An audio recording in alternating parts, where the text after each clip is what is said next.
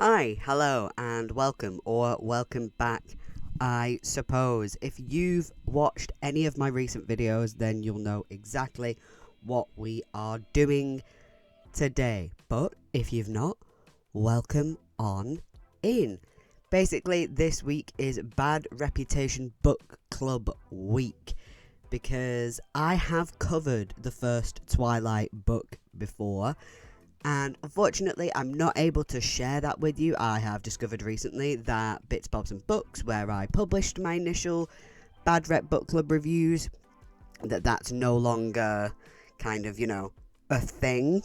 So, I can't share that with you. But what my review of that amounted to was basically, if you're an adult looking back on this, whether you read the books or watched the films, and you look back and you can kind of laugh at it, then I understand that. But it absolutely has earned its bad reputation, and there's a lot of... I didn't really go into this all that much, but from what I can recall anyway, there's a lot of talk about it where it's like, oh, people hate this because it's for girls. And while there was some of that, you can't just say, well, people criticised it for that reason, therefore it's good. Because it's objectively not. It contains an incredibly toxic relationship with just red flags from the start. Like, the amount of gaslighting this man does right from the start. And I mean, like, actual gaslighting, not, like, TikTok gaslighting. Or Twitter gaslighting, whichever is your particular poison. Sorry, if I sound flustered while I'm trying to record this, it's because I've two cats in here. One of them's currently on my lap, but she's been trying to get in my bin. And one of them is just a great lump. So, get your head. So, if I sound flustered, it's because of them. Lily's being good right now. She's no longer being a little bin troll. She's just sat on my lap. But Zelda is Zelda. And I inherently do not trust her not to cause problems. Oh, you're gonna lick Lily's head. That's very nice, actually. Okay. They're occupied. But, just because one criticism is bollocks, and yes, it absolutely did exist, there are actual valid criticisms of this work. So, yes, it earned its bad reputation, but I am aware that there are some bad faith arguments and some that are valid. But we're not here to review Twilight too much today. I figured I'd be able to share my old review and go through a quick rundown of it, but I'm going to have to do a slightly more in-depth rundown of the plot, given that I can't just share my last review in the description. So, here is your catch-up, your rundown of the Twilight plot, set to me painting my face to try to look like a thunderstorm, perhaps with some baseball motifs. Because objectively, in both book and film, that is the best scene. I mean, better in the film, but that's mostly because of the song choices, if nothing else.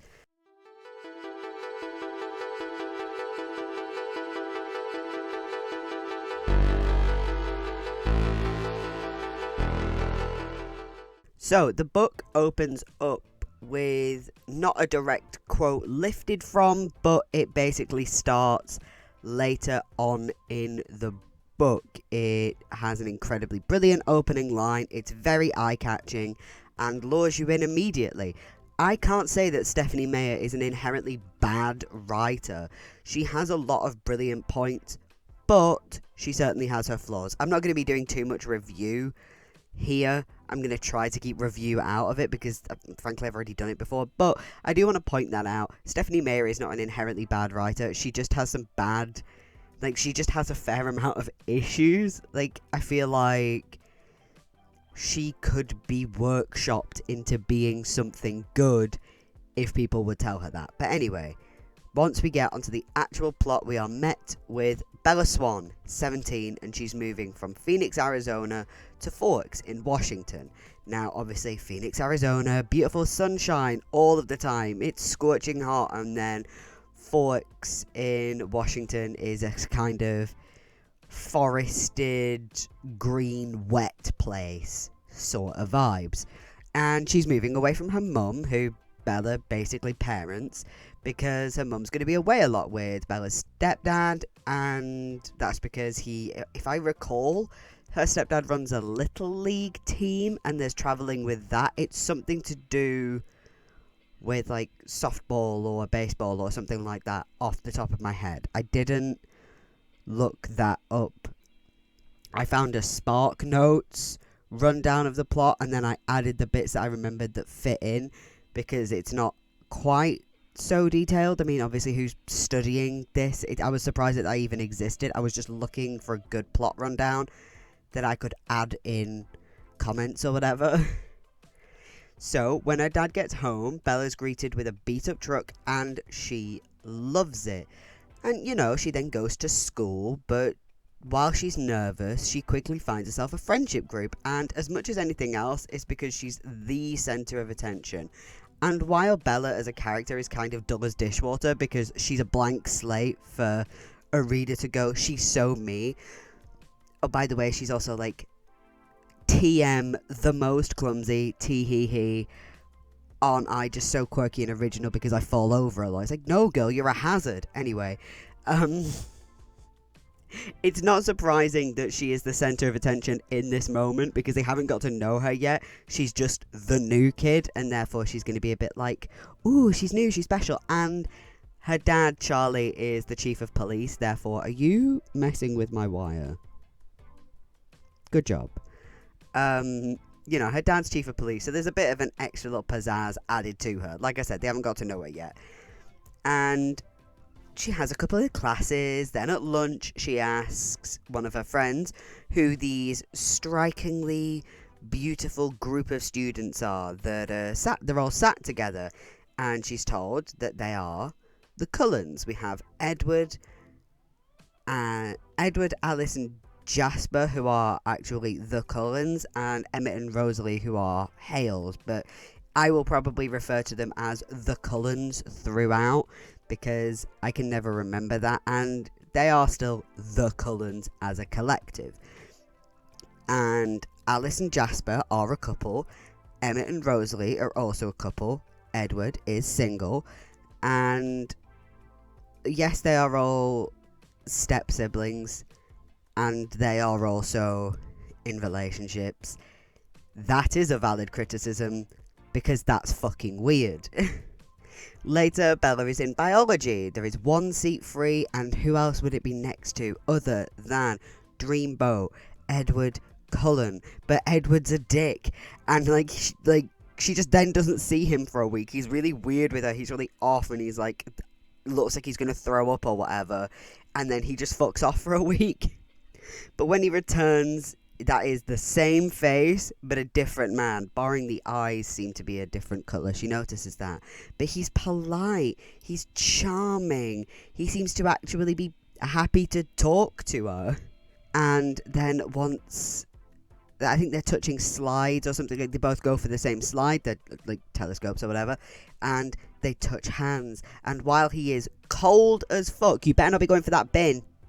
I'm watching you, you little creature. And when they do touch hands, she notices that he is freezing cold, like unbelievably cold. But she notices that it feels like an electric current passes between them. And from this moment on, she can't stop thinking about this man. Bear in mind, this is the second time that they have actually met. And the first time, he was a standoffish weirdo. We will get to that later. Get out of the... A few days later, Bella is by her car in the school car park. Yes, there are other things that happen, but it's not super important. This is a quick rundown to give you an idea of what's happening. I could literally just go, Bella arrives, she's the new kid, she meets this freak called Edward, turns out he's a vampire, and she's like, turn me, and he's like, no.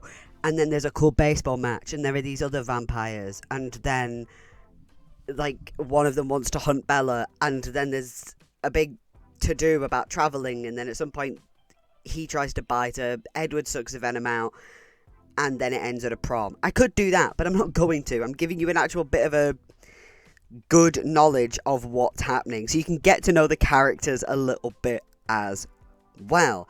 Now, a few days later, Bella is by her car in the school car park, and someone skids out of control. Now, it's worth noting that Edward, at the beginning of this scene, is very clearly stood at the other side of the car park. There is no way for him to get to her in time. He would have to be, you know, a million times Usain Bolt. It's not... I feel like I mentioned Usain Bolt in a video recently. Oh, it was a Lucy Diamond video with the spreadsheet nonsense. But someone skids out of control. I believe it's like black ice or something like that. And this car is like so close to being about to slam into Bella, but Edward blocks the car with his body. And, like, he basically puts his arm out and shields her. So, like, the thing stopping the car is his arm. This is a freak of nature. Then, obviously, Bella still goes to the hospital, and there she meets Carlisle Cullen. He's the adoptive father of the group at the school, and also, everybody thinks he's really fit. I'm serious. Everybody in this book sees this man and goes, wait, he's so hot, he's so fit, he's beautiful. Even Charlie, I love it. Guaranteed. If I went on, like, AO3 or whatever, I could find a million Charlie and Carlisle fanfictions. Because the way Charlie talks about this man is so fucking funny. He's just like, oh yeah, he's a real dreamboat. It's constant. It's every time this man's name is mentioned. Who? Oh, Zelda's down there. Where's Lily then? Oh, you're behind my laptop now. Okay. But this is where gaslight, gatekeep, girl boss, Edward Cullen really comes into, like, being. We stop seeing him as, like, a bit of a broody arsehole, but he's also charming. Like, this is where he becomes, like I say, ultimate gaslight, gatekeep, girl boss. He just tells Bella that, no, he was, like, right next to her. And she's just beginning to question, well, were you? But no, but I swear you were on the other side. Like, he isn't just lying to her. He is actively trying to make her question what she knows is to be true. She is so certain, and he was, at the other side. Now, obviously, we are in first person, POV. We are in Bella's head. So, we know that she saw him earlier on at the other side of the car park.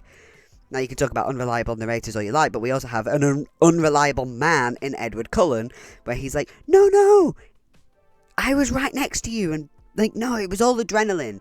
You're just feeling like this because it was adrenaline, and I'm sure you just have a concussion and you're misremembering things, as if that's a decent thing to say. Now, a little later, she's at La Push, which is a Native American reservation, and there's a beach there, so a lot of people tend to hang out at this beach. Now, I do not have time or, frankly, enough knowledge in this video to explain the ways that Maya can kick rocks for the way she treats the Quileute tribe, who, by the way, are a real tribe, and I believe they've been having some financial issues recently due to something like flooding. I will try and find some information about this. I am a simple man. What are you doing? Move. Cat. Thank you. Cat on the keyboard, pressing buttons. Doesn't seem to have actually done anything today, apart from put the caps lock on. Thankfully, she hasn't stopped anything. But yeah, Bella and her friends are at this reservation, and there she meets Jacob Black. Now, she has met him when they were both younger, and also his father is the one that gave her the car. But I believe Jacob did a lot of, like, the fixing up that was needed. And after talking to Jacob for a little bit, he tells her of the Cold Ones myth. And that does come up in New Moon. So we will be talking a bit about that on Thursday. And it's clear that it's just, like, it's a story about vampires and also wolves. But it's clear that it's about vampires, but also kind of specifically the Cullens as well. And basically that they are vampires and that they are a threat. There is talk later of a treaty. I don't know if that's mentioned here or later on. I can't quite remember that, and that wasn't mentioned in that thing. But the treaty gets mentioned a lot within New Moon, where there is basically these vampires cannot even bite somebody within forks. Now, if it happens outside of that, I'm not sure how that works, but certainly within forks, or if a forks resident gets bitten or something like that. Again, off the top of my head, I can't quite remember. It's not super important for right now, but I don't know how detailed it goes in with further stuff. But obviously, the crux of the whole series is, will Bella get turned, and how is that going to affect the treaty? Now, Jacob doesn't really believe the Cold One's myth too much, but if I recall, Jacob's dad, Billy, who we mentioned earlier, he really believes it, and I believe he's also the one that told Jacob to tell her about this, because Billy does a lot of warning of Bella of like, stay the fuck away from the Cullens, they are dangerous. Now, later on, like I think a few days later, or like the next week, Bella goes out with a couple of her friends from school, and at some point, because they're like shopping for prom, and Bella's like, I'm not going to prom, I don't really like, I don't know if it's prom or just a dance, but she's like, I don't really want to go, that dancing's not really my thing, which is fair enough. And she's like, you guys keep trying on dresses, I'm going to go find a bookshop. And at some point, that means she's off on her own, and unfortunately she gets accosted by 4 guys.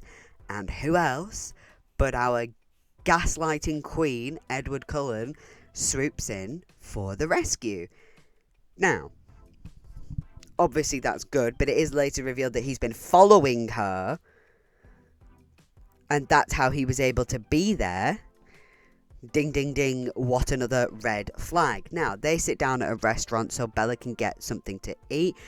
Notably, Edward does not eat, and she uses it as an opportunity where she learns that, 1, yes, he is a vampire. 2, so are the rest of his family. And 3, he can read everyone's mind, but for some reason, not hers. I believe it's also here, but it may be at a different point where she learns that he's been sitting in her bedroom at night so he can watch her sleep. Because vampires don't sleep. He's just been watching her. Like, that's fucked. That's really fucking weird. And, like, this is what I mean. I know I said I'm not doing review stuff, but this is what I mean when people are talking about, like, oh, but because of this bad faith. Hello, cat. You're gonna fall. You have the ability to jump. Why do you have to climb up my leg? Come here. Where are you going? No, you can't go on my laptop. That's not a viable option. You're gonna go and sit on the window? Good job. Alright. Where were we? Yeah, that's what I was talking about. So, while we can say, you know, fiction for girls and women, especially for younger girls, you know, like teens and teen fiction, YA fiction, it's often panned for no other reason that, oh, but this is for girls. Ugh. And while people try and make it more critical than that, it really does boil down to sexism. There's some things that are valid with that, there are others that are not. That is not a valid, like, sorry, what I mean by that is, it's a valid thing to complain about that and say, no, this is good, you don't like it because you're sexist. In this case, this isn't good, and people don't like it because they're sexist. Both things can be true at once. It's like a 50 Shades argument. A lot of people were the way they were arguing about that is like, it's porn for mums. Mums deserve porn, but you know what they deserve? Good ones. They deserve it, like, they deserve to read porn.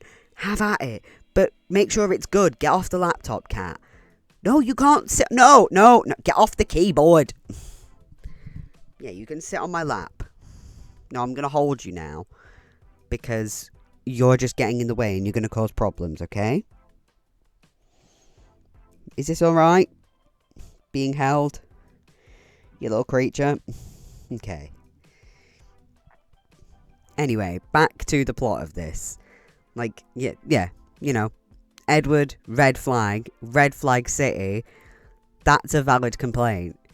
You don't get to say this book is good when, without any awareness whatsoever, we're like, yeah, Edward's a dreamboat. He's a stalker and actually really quite emotionally abusive. That's a great role model for girls. Yay! No, that's what we complain about here. Anyway, by the end of that day, Bella realises that not only is she completely fine with Edward being a vampire, but actually she's in love with him.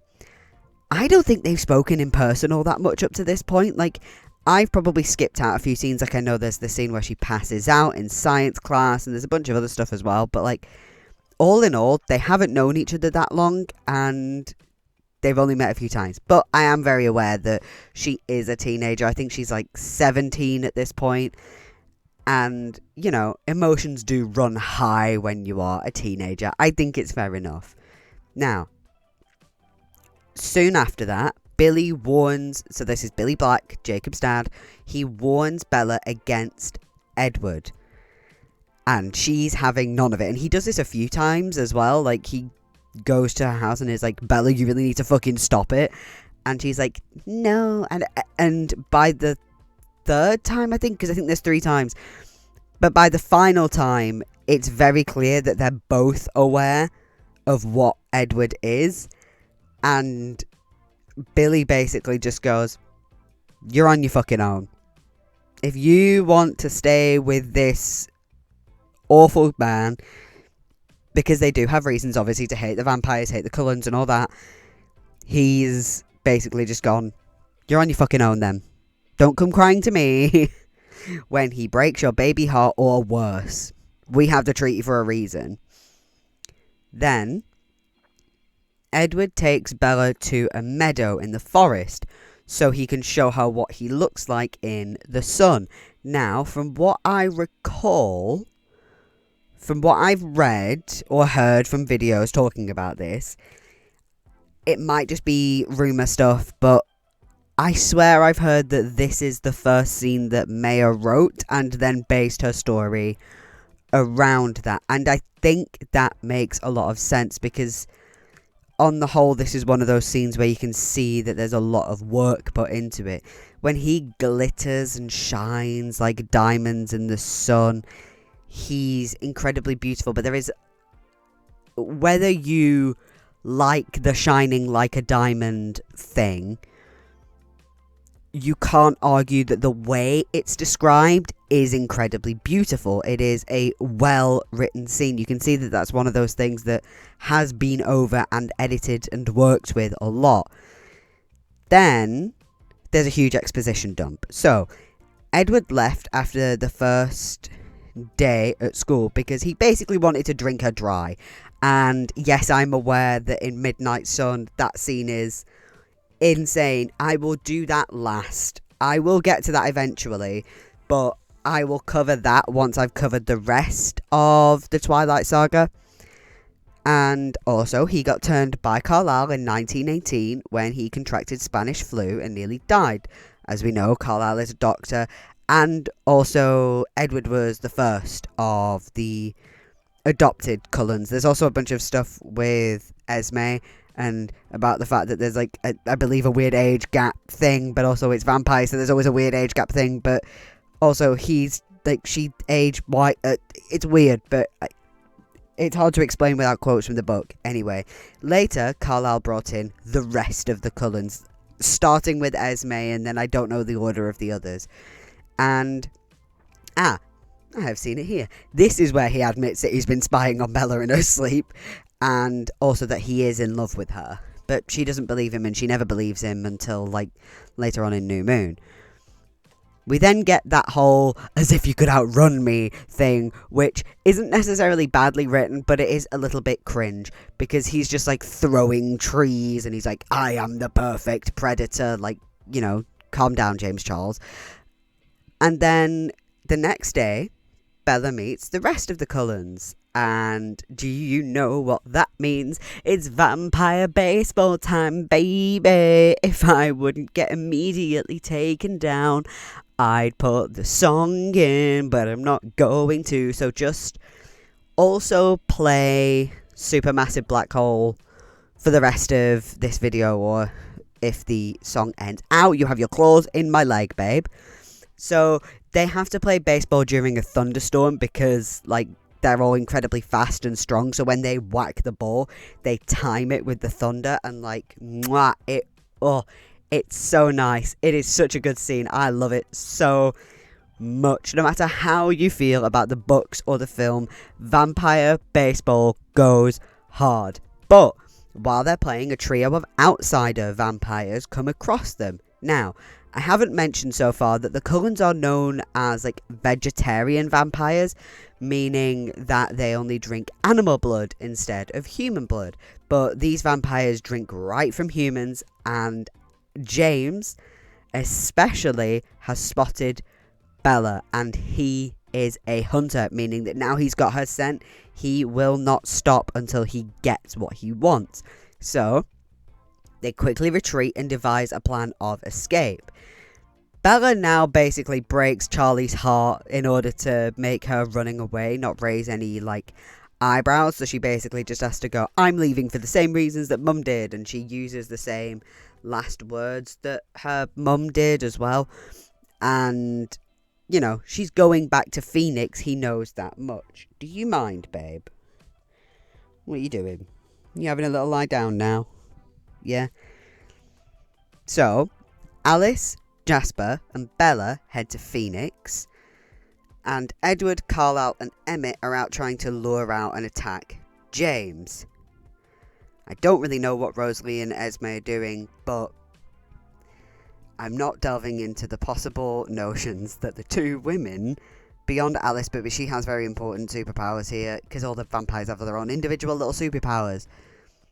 I don't know what those twos are with Rosalie and Esme. It'll probably come up later on when the big battles are brewing, because I know that's different in the book, don't worry. But Alice can kind of see into the future, but not in a sort of psychic future visions kind of way, more linked to people's choices and decisions. Jasper is able to control emotions, and obviously we know Edward can read thoughts. Carlisle, no memory of that. And if I remember rightly, Emmett is just basically the perfect fucking athlete. All I remember from his story is that he nearly died because he tried to fight a bear, because Emmett is a himbo, and we love that for him. Hence the reason he's part of the party going after James.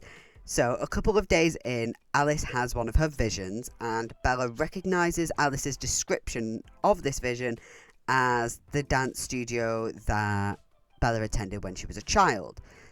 Now, timeline wise here, we've got a couple of like intermingling bits between these two scenes, but basically, there is a phone call from James that that's designed to lure Bella to her mum's place, and once there, she gets another call telling her to meet him at the dance studio, and that is sort of, those two are intermingled with the fact that everybody is meant to be meeting at the airport in Phoenix, meaning that the two groups that have been separated are now together.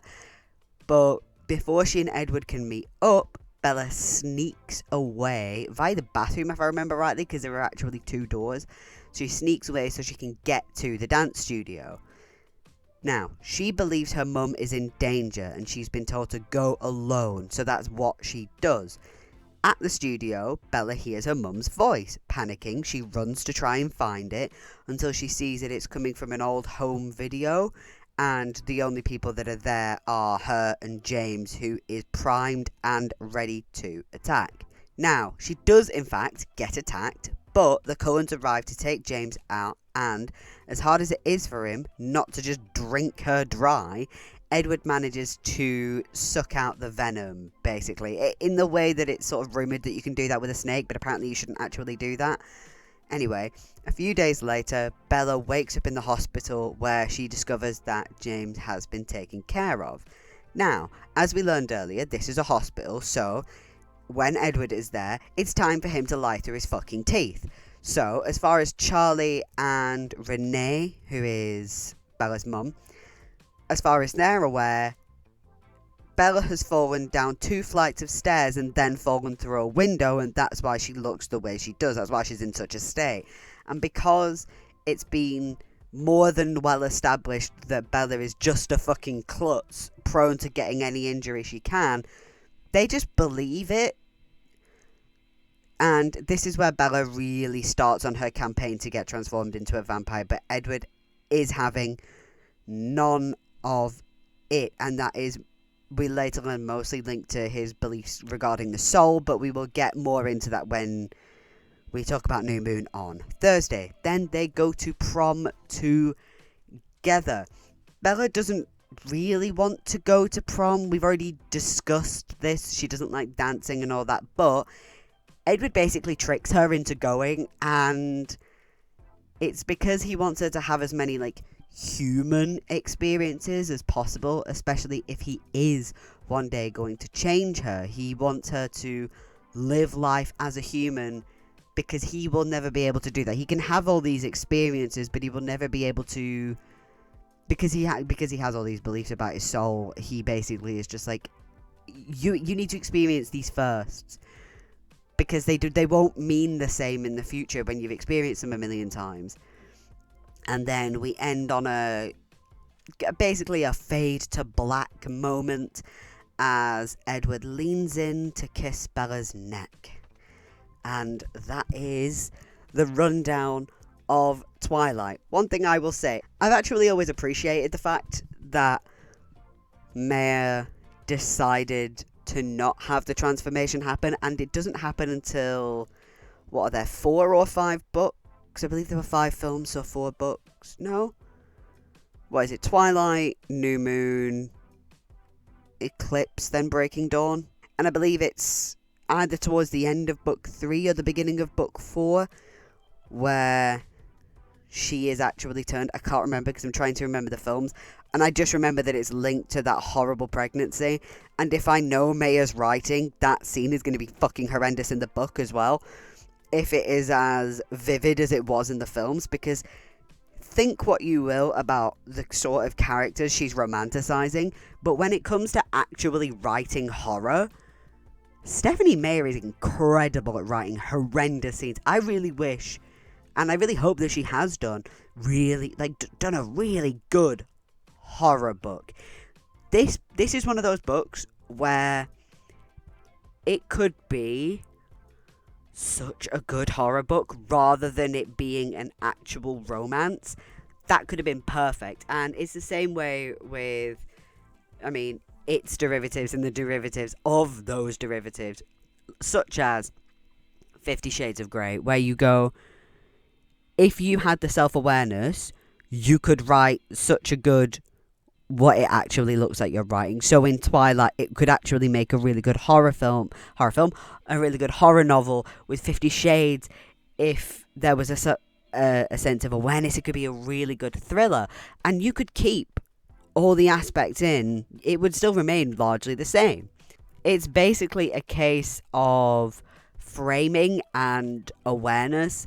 So if you're aware that what you're writing is actually kind of dubious in terms of actual likability, you could write such good shit with that. Like, this could be such a good horror novel, because if you read some of the adrenaline fueled scenes where, there's real fucking danger involved, she writes that so well. And same with E.L. James. She writes awful shit so well, like horrible things happening to people so well, but unfortunately she writes it framed like I'm meant to be enjoying this. Like, not Bella, that's this. What's she called? Not Bella in 50 Shades. Anna, that's it. When Anna is just like left in crumpled heaps on the floor because she's like sobbing and sobbing because she can't deal with this lifestyle. That would be such a good fucking thriller. I hope this has given you everything you need. And like I said, I know there's some things I've missed out, but this gives you everything you need in order to be prepared for Thursday's video. I just want to make sure you have a wonderful day, a wonderful night, a wonderful whenever you are watching this. Take good care of yourselves. Right.